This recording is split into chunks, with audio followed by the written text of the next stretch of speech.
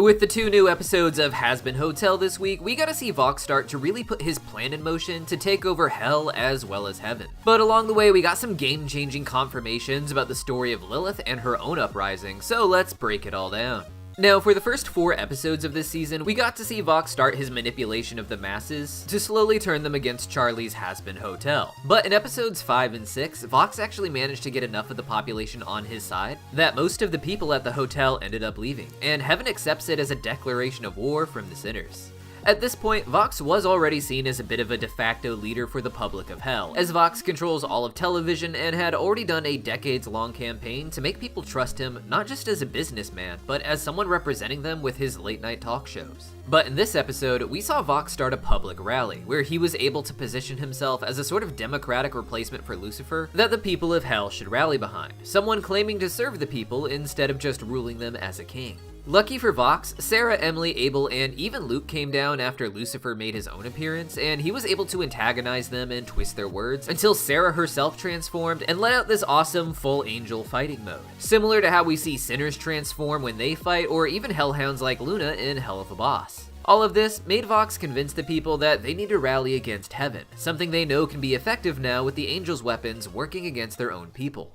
What's fascinating about the episode, however, is how Vox tries to piggyback off of Lilith's own movement to get this new one started. Back in episode 1 of season 1, Charlie explained that in hell, Lilith rose to fame as a singer and inspired the sinners in a way that made Heaven and the angels nervous. Now, for a long time, I had actually assumed that the extermination had been going on for hundreds or even thousands of years. But this season, it's been very explicitly explained that Lilith's push for all of this happened over just 7 years ago. This makes sense with the greater history of the world, as it's only recently that our population on Earth has really exploded to the massive size of the billions that it has. And more people living in one generation also means more people dying in one generation, and hell suddenly becoming a lot more overpopulated than it had in the previous thousands of years. With that in mind and Lilith's uprising, it makes sense that only about 7 years ago these annual exterminations would begin taking place. Though realistically, Lilith would have to be singing and working towards this uprising for at least a few years. And me personally, I believe that her career as a singer trying to get hell into an uprising has been going on for decades, at least since the time that Alistair started controlling the radio, which I imagine to be when Lilith's music would finally be heard by everyone in hell instead of just people at her performances. This still makes for a wildly different timeline than previously thought, and calls into question some of the other story elements in the show, particularly with the character Vox and explaining the timeline to Carmilla.